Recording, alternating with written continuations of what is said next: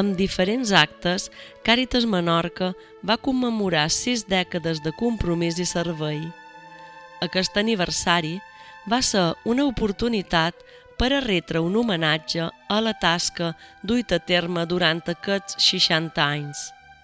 Durant aquest temps, Càritas ha estat al costat dels més vulnerables, atenent als qui es troben en situacions de fragilitat extrema.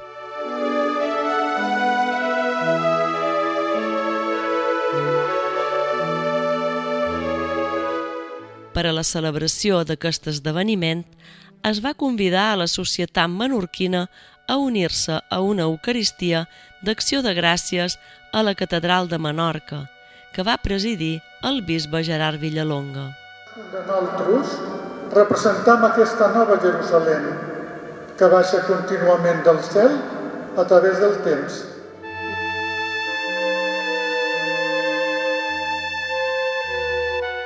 Durant l'Eucaristia es va posar de manifest la importància d'aquesta acció social al llarg d'aquests anys, que es va simbolitzar amb unes llumetes enceses que expressaven la llum que s'ha aportat a moltes persones durant aquest temps.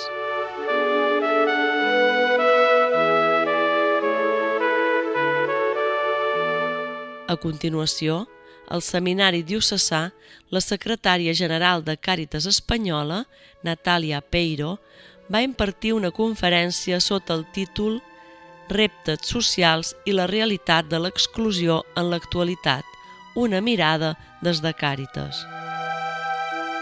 Confederación de Cáritas, pero casi todas las personas y las organizaciones que se dedican a ayudar a los demás, nos hemos dado cuenta que tanto en situaciones de emergencia como en situaciones como las que estamos a veces afrontando, que son situaciones estables, existen muchas posibilidades de ayudar. Los 4 temas claves en los que queremos centrar nuestro trabajo, porque son los problemas de las personas que más sufren, son el tema de la vivienda, de la irregularidad, de la situación irregular de las personas migrantes y el tema del empleo digno. Esos son los 3 focos en los que vamos a trabajar.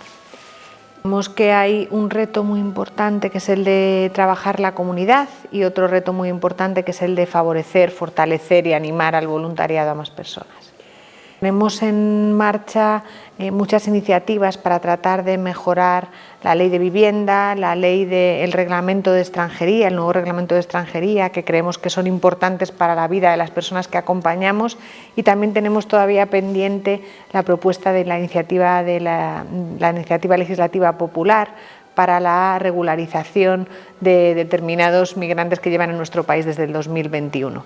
Ha habido muchísima solidaridad de toda la sociedad, de empresas que se han puesto en contacto con nosotros, también de otras Cáritas de otros países. Ha sido una solidaridad enorme. Yo creo que ha sido un hecho, una catástrofe que nos ha superado a todos y todo el mundo se ha volcado con la situación y, como siempre, han confiado también en Cáritas, que sabemos que vamos a tener que permanecer allí mucho tiempo a través de Cáritas Valencia, porque será un camino largo y después de que se acabe lo mediático seguiremos ahí acompañando a esas personas a recuperar su vida. Pues me ha hecho muchísima ilusión, ha sido la primera vez que venía a Menorca. Es una Cáritas que conozco mucho de todo lo que han ido hablando, por su participación confederal, por su reflexión en todos los programas de Cáritas, y hoy he podido poner cara y rostro a muchas personas de Cáritas Menorca.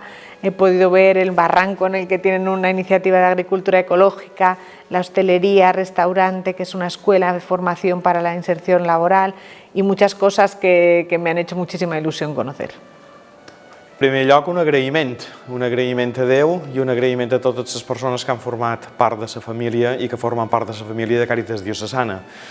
Voluntaris, voluntàries, professionals, tècnics, senzillament empreses col·laboradores, socis, donants, tot aquell qui posa el seu granet d'arena perquè aquesta entitat diocesana de l'Església de Menorca arribi com a mínim cada any a més de 1.800 persones per ajudar-les. La jornada va concloure amb un refrigeri preparat pel restaurant Escola Can Agadet, gestionat per Càritas, que va proporcionar un espai de trobada i celebració.